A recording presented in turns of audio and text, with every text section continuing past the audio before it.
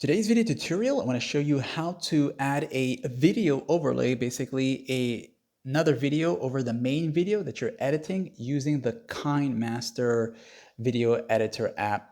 And of course, be sure you have the latest update for all these free tools. In order to add a video overlay, of course, you'll want to just kind of put a starting point as to where you want this video to appear on your main video, okay? And now with this menu here shown right there, you're gonna see the layer option right there. Go ahead and select on that one time.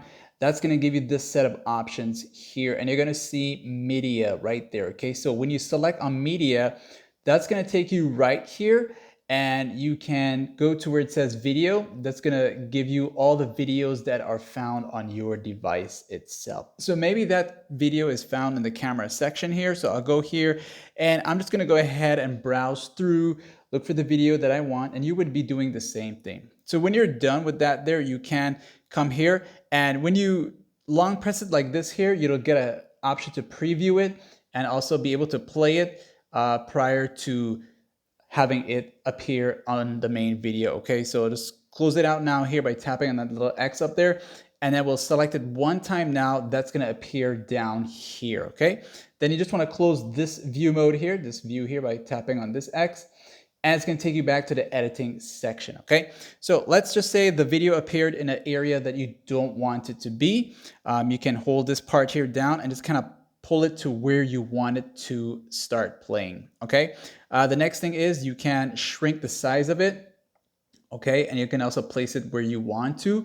Also, let's just say it's not selected here. You'll notice a different set of tools here, but when you select on the bottom one here, this is gonna appear like that there. And if you wanna kind of like crop it, just look for the crop option here, and you can go about doing that, okay? And just go ahead and set it to how you want. Once you back out, that's going to be the new saved version, and you can just place it how you want it.